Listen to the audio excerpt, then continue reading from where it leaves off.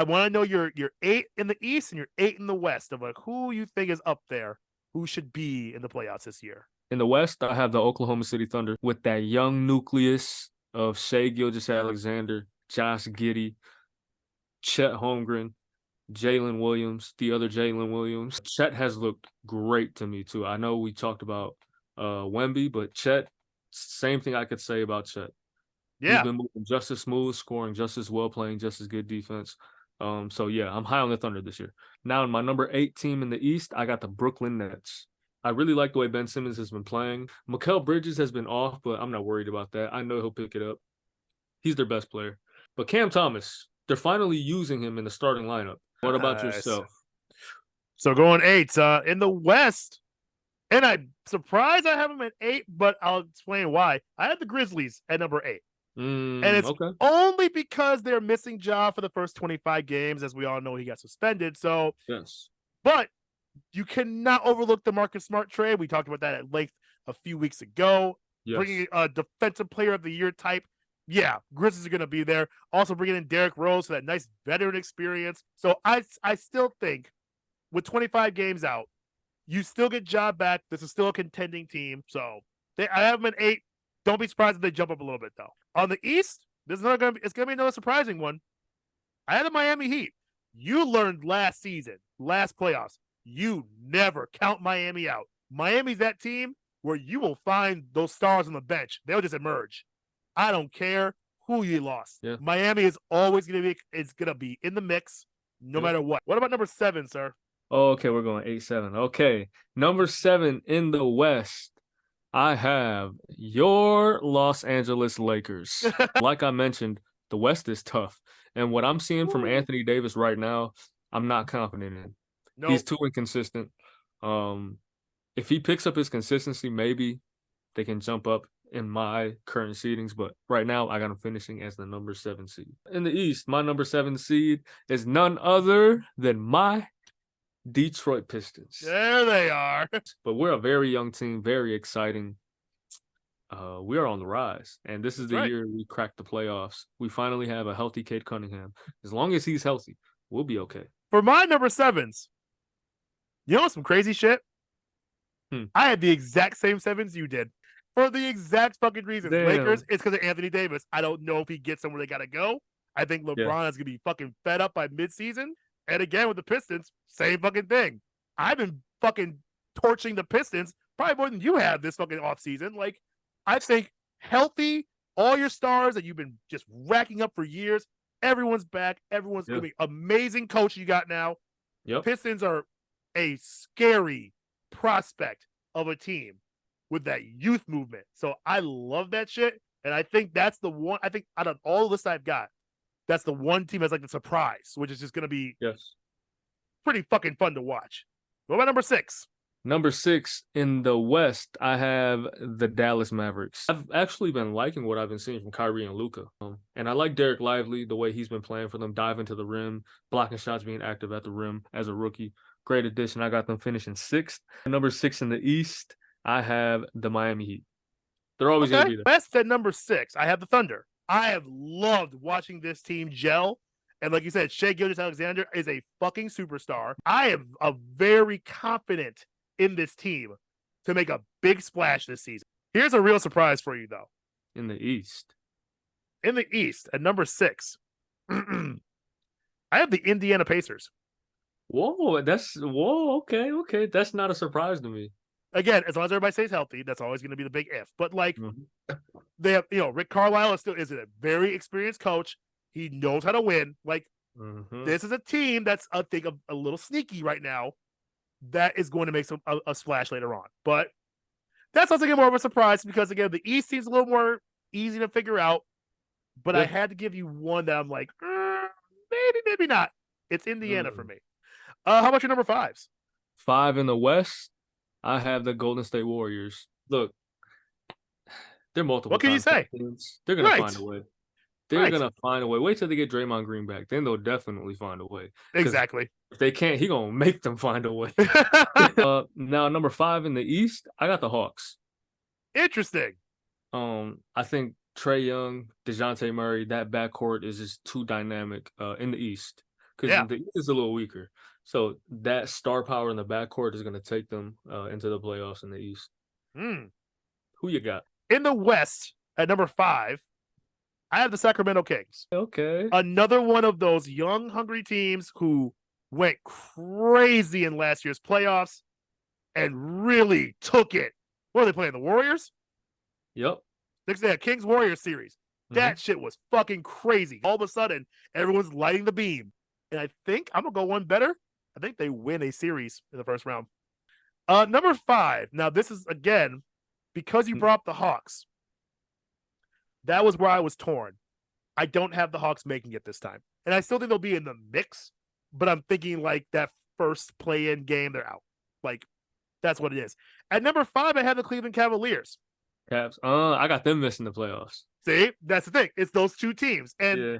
I gave Cleveland some shit last season, I know. But everything that my partner here said is absolutely true about Cleveland. They've got shooters. Shoot. Yeah. They got youth. They got energy.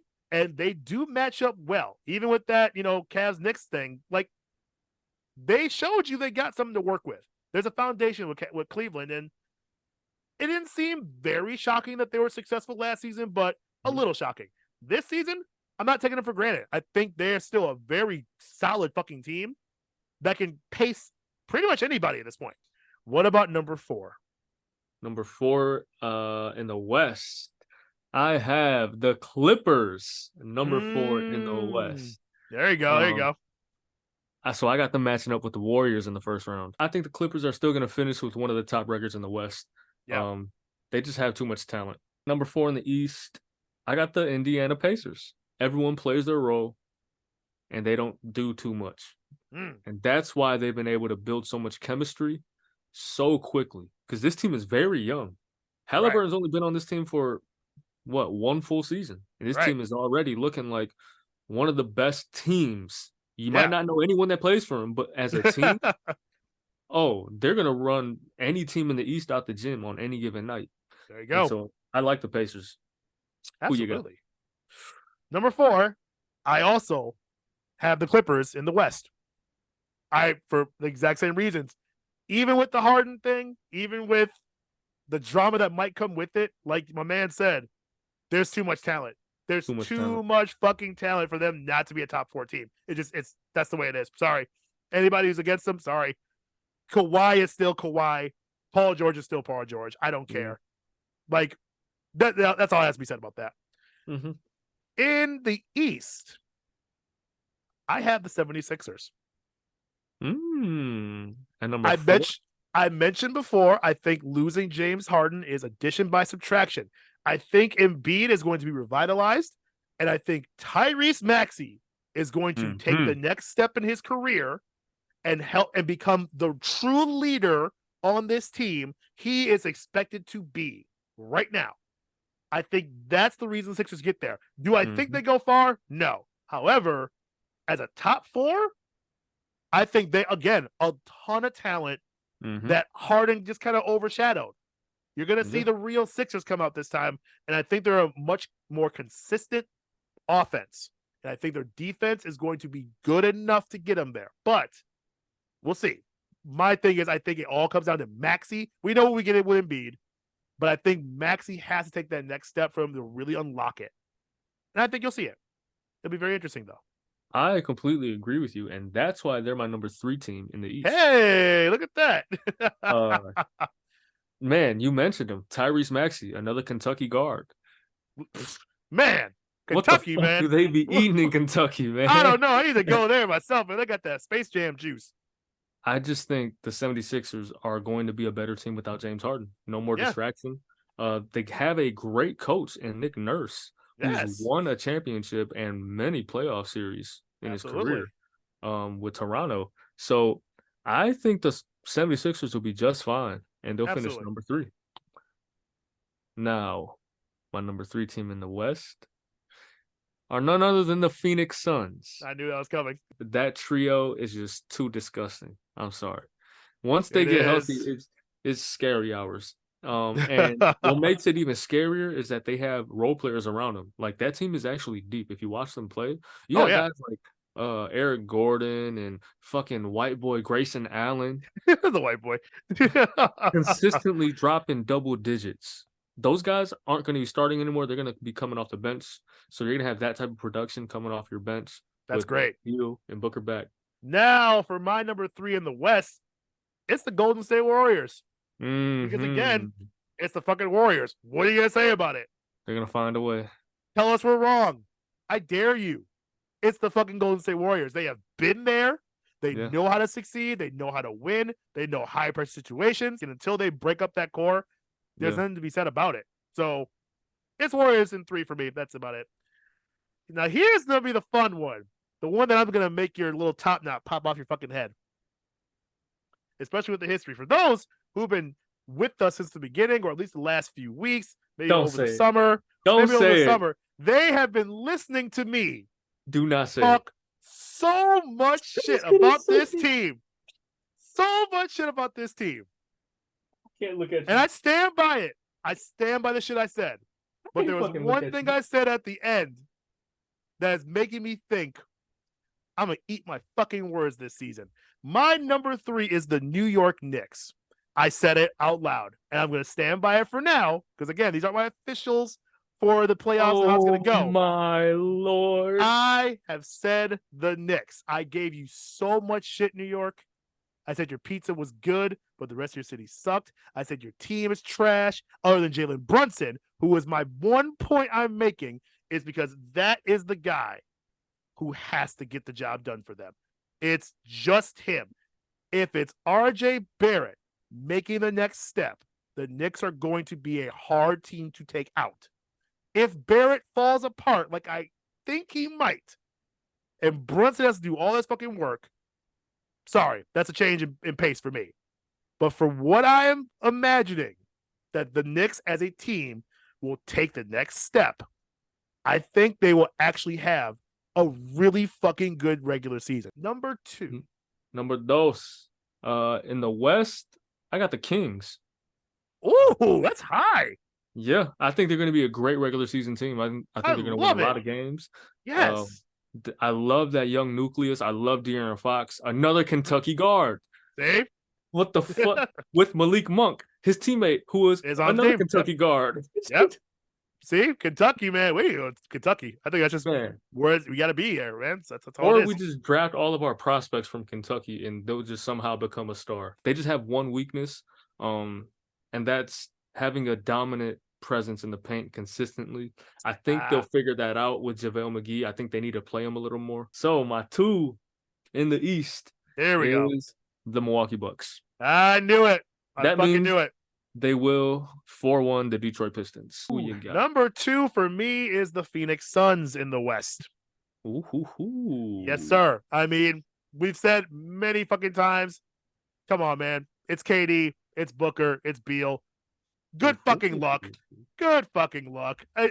If it wasn't for my number 1 team, which I'm sure we all know the fuck that is, but like, yeah, if it wasn't for them, if it wasn't for them, come on, man. Phoenix is a shoe-in for a final slot, like, and they don't win out the whole thing outright this year, which might be my prediction. We'll see. Number 2 in the East, I have the Boston Celtics. But damn, it's close. Damn, it's close. It is close. I'm thinking like a game or 2 difference. That's it. Like, yeah, it's maybe half. Maybe half. If shit.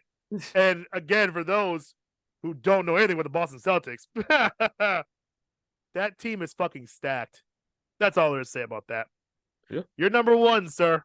My number 1 is obviously the Denver Nuggets in the West. Obviously, Nuggets, we all know who they are, defending champs. They still look like the best team in the NBA right now.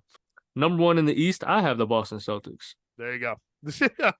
For those exact reasons. They're fucking stacked, great lineup, great team. And so far, if they keep this up, they've been playing beautiful basketball. Like, everybody's playing the role. Everyone already knows their role. Like, they already have chemistry. And you know the deal for my number 1s. Again, in the West, you're defending champions, Denver Nuggets. Like he said, they're still the best.